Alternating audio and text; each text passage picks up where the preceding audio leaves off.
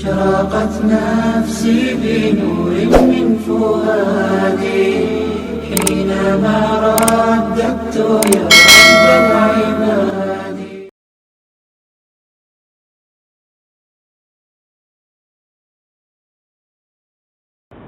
أعوذ بالله من الشيطان الرجيم. بسم الله الرحمن الرحيم. إن الذين كفروا من أهل الكتاب والمشركين في نار جهنم خالدين فيها أولئك هم شر البریہ.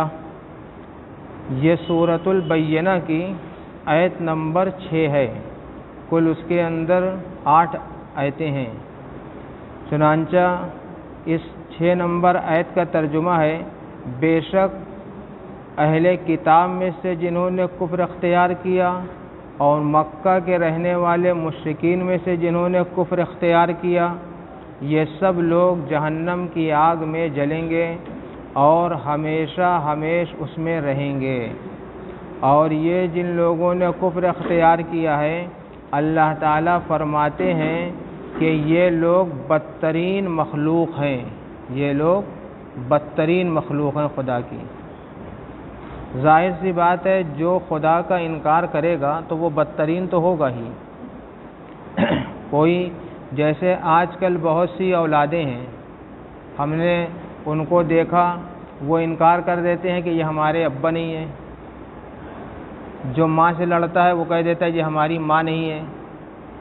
تو اب بتائیے کہ جو یہ کہہ دے کہ یہ میری ماں اور میرے باپ نہیں ہے، جو اولاد، تو اس اولاد سے کتنی زبردست تکلیف پہنچے گی ماں باپ کو. تو ایسے ہی اللہ رب العزت نے ہمیں اور آپ کو بنایا، پیدا کیا اور اتنا بڑا کیا، اور ہم لوگ کہہ دیں کہ اللہ کوئی چیز ہی نہیں ہے، انکار کر دیں، تو اللہ کو کیسی زبردست تکلیف ہوگی. اور ایسا شخص جو ہے انتہائی بدبخت اور بدنصیب ہے. اسی وجہ سے جو ہے قرآن کریم میں ایسے لوگوں کی سزا سخت بیان کی گئی ہے. ایک تو اسی آیت میں ہے کہ فی ناری جہنم خالدین فیہا، اور دوسری آیتوں میں ہے وَلَقَدْ ذَرَأْنَا لِجَهَنَّمَ كَثِيرًا مِنَ الْجِنِّ وَالْإِنسِ لَهُمْ قُلُوبٌ لَا يَفْقَهُونَ بِهَا وَلَهُمْ أَعْيُنٌ لَا يُبْصِرُونَ بِهَا وَلَهُمْ آذَانٌ لَا يَسْمَعُونَ بِهَا أُولَئِكَ كَالْأَنْعَامِ بَلْ هُمْ أَضَلُّ أُولَئِكَ هُمُ الْغَافِلُونَ. کہ بلا شبہ ہم نے بہت سے جن اور انسان جہنم کے لیے پیدا کیے ہیں. یعنی اللہ تعالیٰ نے انسانوں اور جناتوں میں سے بہت سے لوگوں کے بارے میں یہ فیصلہ کر دیا ہے کہ وہ جہنم میں جائیں گے. اب سوال یہ پیدا ہوتا ہے کہ جو وہ جہنم میں جائیں گے، جب اللہ کی طرف سے فیصلہ ہے تو پھر سزا کیسی؟ پھر جو ہے سزا کیسی؟ تو ایسا نہیں ہے. اللہ تعالیٰ نے بندوں کو اختیار دیا ہے، فَمَنْ شَاءَ فَلْيُؤْمِنْ وَمَنْ شَاءَ فَلْيَكْفُرْ. جس کا دل چاہے ایمان لے آئے اور جس کا دل چاہے کفر اختیار کرے. وَهَدَيْنَاهُ النَّجْدَيْنِ. ہم نے 2 راستے دکھائے ہیں سب کو. آپ دیکھ لیجئے، ہمیشہ ہر جگہ آپ جس وقت جہاں بیٹھے ہیں، ابھی سے لے کے جن لوگوں کی جتنی زندگی بچی ہے، جتنی گزر چکی ہے، ہر موڑ پہ 2 راستہ نظر آتا ہے. اب 2 میں سے جسے چاہے آدمی اختیار کر لے. ایک اچھا راستہ نظر آتا ہے اور ایک برا راستہ نظر آتا ہے. تو یہ انسان کا اپنا عمل ہوتا ہے، اللہ کی طرف سے اختیار ہوتا ہے.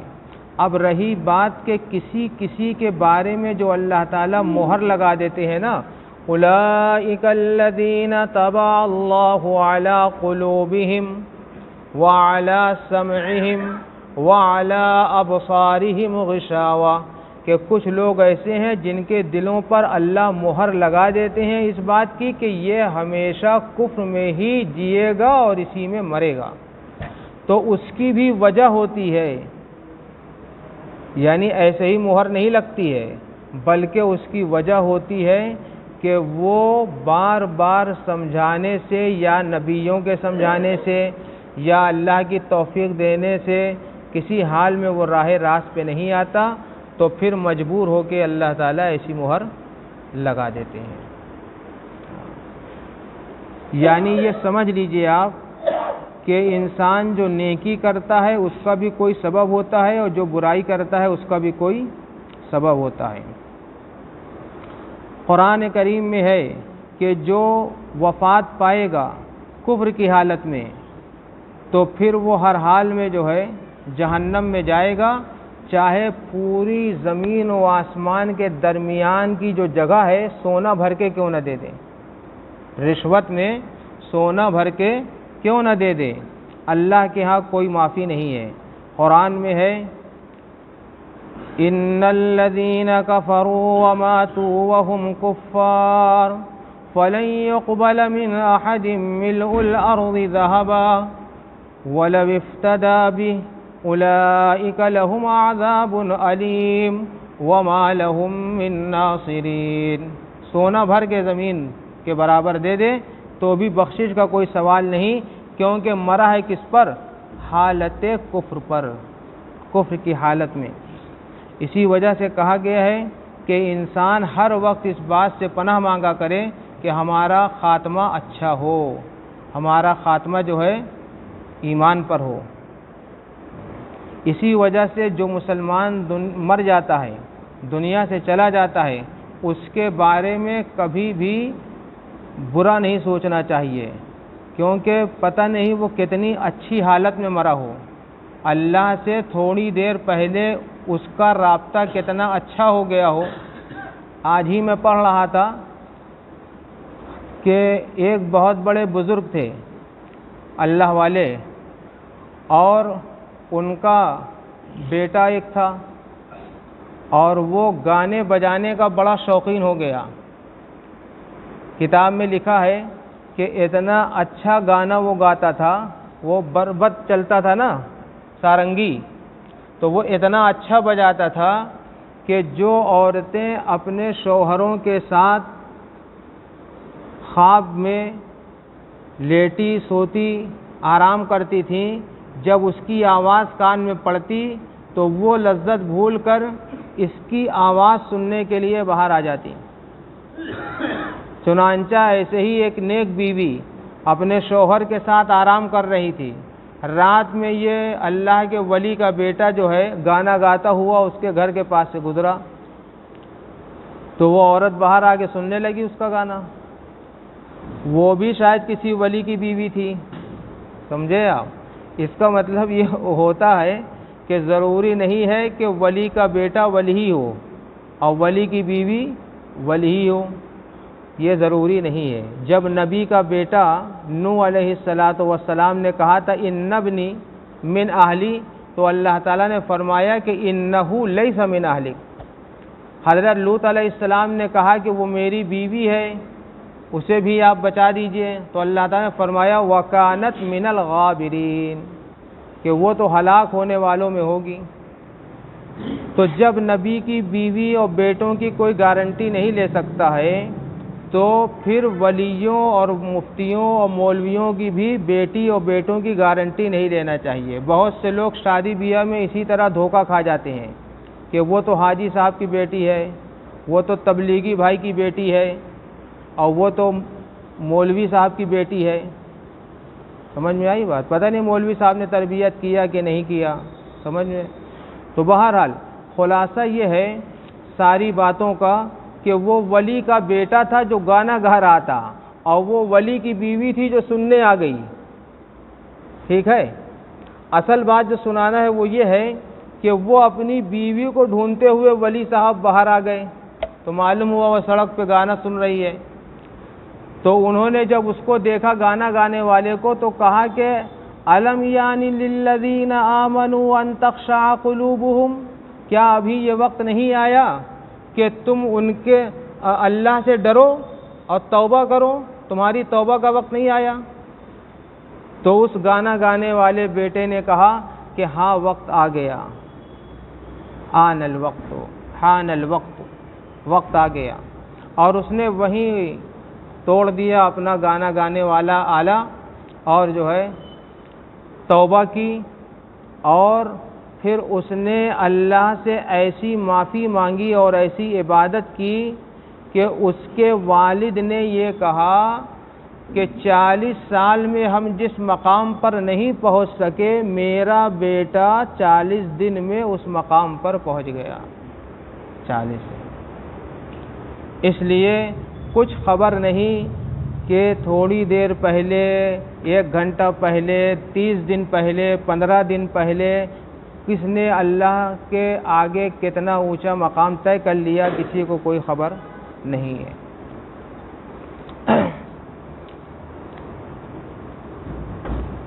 بہرحال اپنے ایمان کی حفاظت کرتے رہنا چاہیے، اصل بات یہی ہے۔ کفر پر وہی مرے گا جو کفر پر جیے گا، غالب گمان یہی ہے جو اسلام پر جیے گا وہ اسلام پر مرے گا۔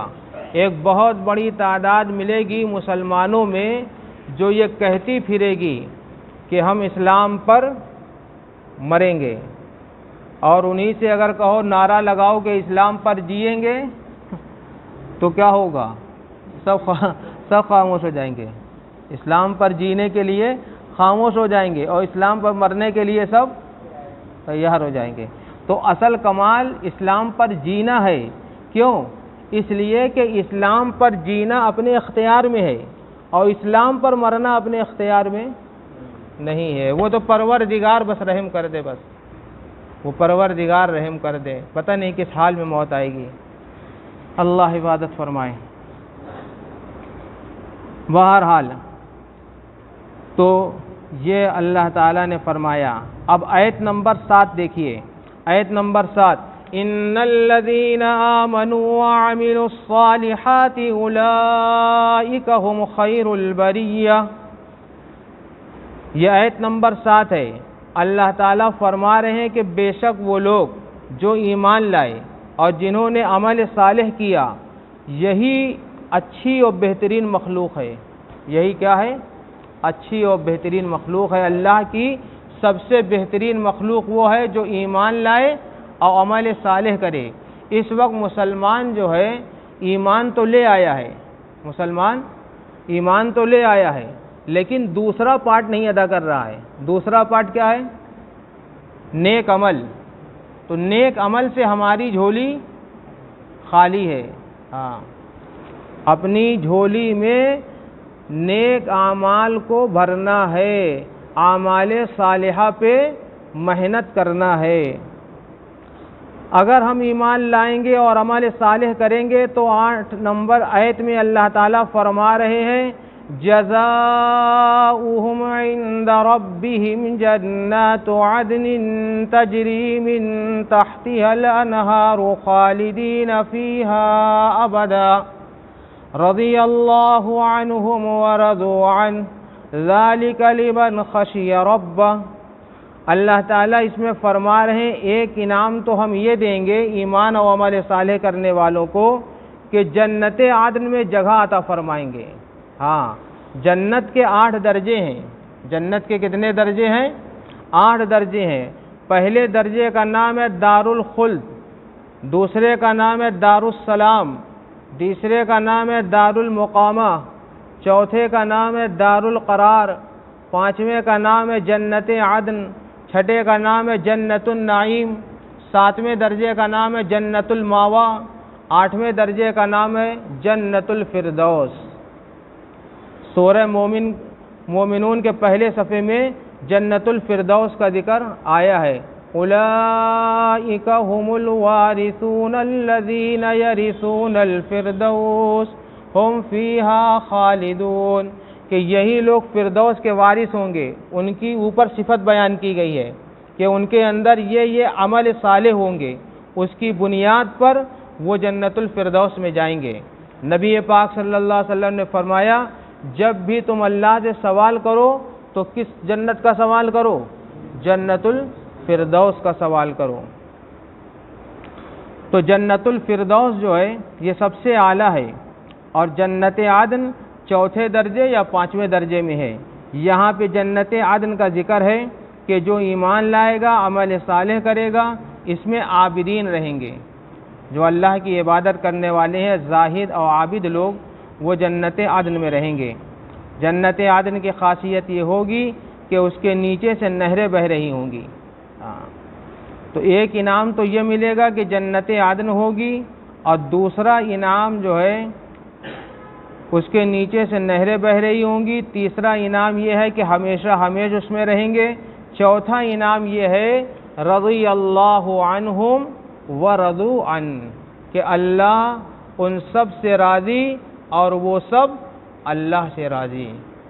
یہ جو بات ہے کہنے کے لیے بڑی چھوٹی سی لگتی ہے، لیکن آپ یقین مانیے کہ اس سے بڑا کوئی جملہ نہیں ہے صحابہ کی شان میں، کوئی جملہ نہیں اس سے بڑا۔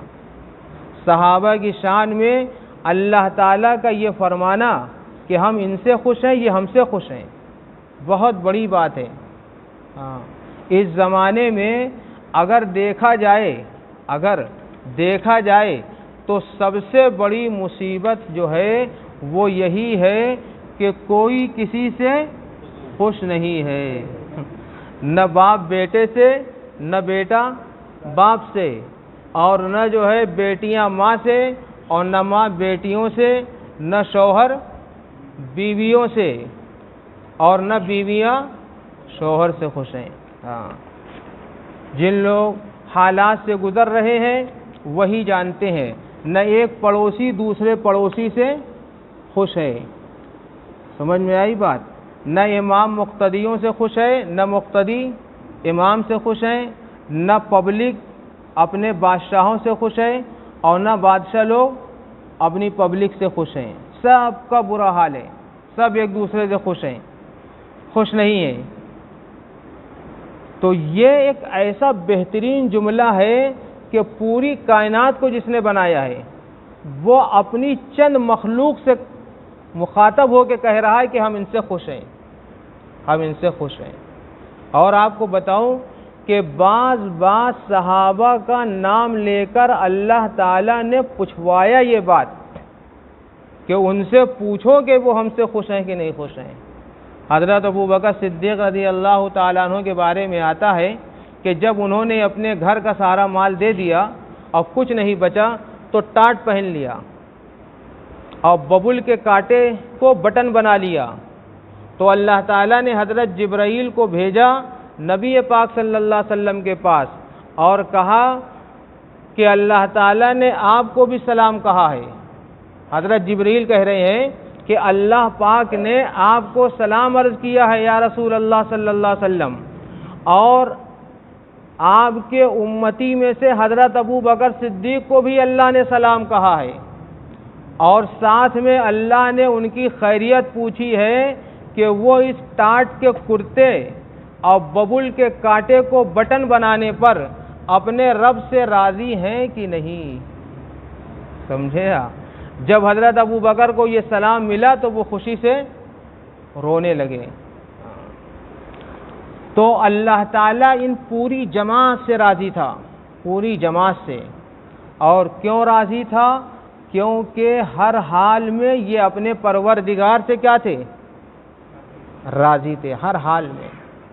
دیکھیے ایک بزرگ نے بڑا اچھا فارمولہ بتایا ہے کہ اگر کسی کو یہ پتہ کرنا ہو کہ اللہ تعالی ہم سے راضی ہیں کہ نہیں راضی ہیں، اللہ ہم سے راضی ہے کہ نہیں راضی ہے، اس کا انہوں نے فارمولہ بتایا ہے۔ وہ کیا ہے؟ وہ یہ ہے کہ بندہ اپنے دل میں جھانکے پہلے اور جھانک کر دیکھے کہ وہ اپنے رب سے راضی ہے کہ نہیں راضی ہے۔ اگر بندہ اپنے رب سے راضی ہے دل سے تو وہ یہ یقین کرے کہ پروردگار بھی اس سے راضی ہے۔ بہت بڑی تعداد مسلمانوں کی ایسی ہے جو ناشکری پر کمر باندھے ہے، کچھ بھی دے دیجئے اس کو، کیا ملا ہے؟ ابھی تو بہت کچھ باقی ہے، سمجھے آپ؟ کسی حال پر وہ شکر کرنے کے لیے راضی ہی نہیں ہے۔ اللہ تعالیٰ فرماتے ہیں، حدیث ہے کہ بہت زبردست حدیث ہے کہ من لم یرض بقضائی ولم یشکر نعمائی ولم یصبر علی بلائی فلیطلب ربا سوائی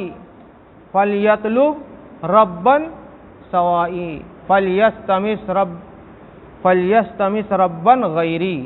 یہ بھی الفاظ آئے ہیں. مطلب کیا ہے؟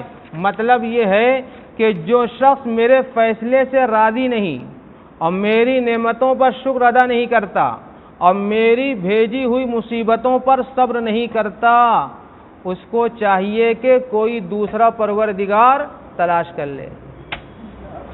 سمجھے آپ؟ ہاں. اس لیے جب کبھی ہم پر مصیبت آئے تو ہمیں کیا کرنا چاہیے؟ صبر کرنا چاہیے. صبر سے کام لے. ہاں، صبر بھی ہمت کے کاموں میں سے ہے. ان ذالک من عزم الامور. یہ کوئی چھوٹا موٹا کام نہیں ہے صبر. یہ صبر بزدلی نہیں ہے. ہاں، من عزم الامور. تو صبر کرے مصیبتوں پر اور نعمتوں پر کیا کرے؟ شکر کرے. اور جو فیصلہ اوپر سے آ جائے نیچے رہنے والے بندے اس پر کیا رہیں؟ راضی رہیں. تو اللہ ان سے راضی ہو جائے گا. صحابہ ہر حال میں راضی، ہر حال میں راضی. جو بھی نبی پاک صلی اللہ علیہ وسلم کا یہ الفاظ، یہ جملہ تاریخی ہے، کبھی بھلایا نہیں جا سکتا. آپ نے سخت زخم کی حالت میں، سخت تکلیف کے عالم میں، آپ کو روحانی تکلیف بھی پہنچی تھی، جسمانی تکلیف بھی پہنچی تھی. اس کے بعد آپ نے اللہ تعالیٰ کی بارگاہ میں یہ عرض کیا طائف سے لوٹتے ہوئے کہ اے اللہ، اگر اس حال میں آپ ہم سے راضی ہیں تو ان تکلیفوں کی کوئی حقیقت نہیں ہے. ہاں، یہ ہے کمال. تو بہرحال صحابہ نے یہ تربیت لی تھی کس سے؟ نبی پاک صلی اللہ علیہ وسلم سے. تو وہی حال ان کا بھی تھا. تو ہم کو بھی اپنے مولا سے راضی رہنے کی عادت ڈالنا چاہیے. اللہ کو خوش کرنے کا طریقہ یہ ہے کہ ہم اللہ کے فیصلے سے کیا ہو جائیں؟ راضی ہو جائیں. اللہ تعالی ہم سب سے راضی ہو جائے اور اللہ تعالی ہم سب کو اپنی حفاظت میں رکھے. اور ایک خاص بات یہ ہے کہ غالب گمان یہی ہے، چونکہ سعودی وغیرہ میں عید ہو گئی ہے تو انشاءاللہ تعالی کل یہاں بھی 99% امید ہے کہ عید ہوگی. تو آپ سب لوگوں کو پہلے ہی سے عید کی بہت بہت مبارکباد پیش کرتا ہوں.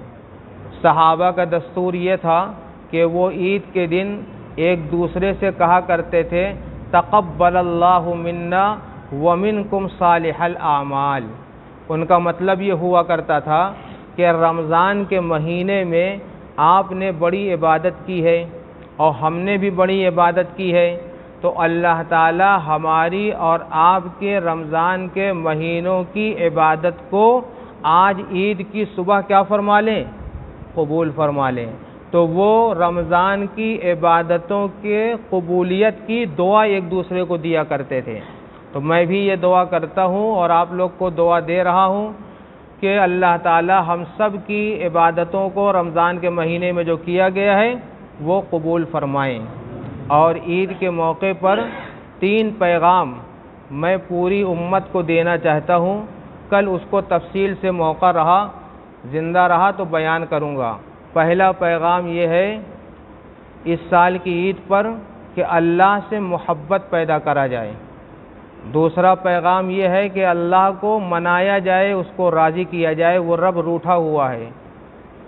اور تیسرے یہ ہے کہ ہر حال میں اللہ ہی سے مانگا جائے، اللہ کے غیر کے آگے ہاتھ نہ پھیلایا جائے. یہ 3 پیغام میرا عید کے موقع پر ہے. تو عید سب کو مبارک ہو. تقبل اللہ منا ومنکم صالح الاعمال. اشرقت نفسي بنور من فؤادي حينما رددت يا رب العباد وانتشت روحي وصار الدمع يجري يا إلهي خذ في قلبي للرشاد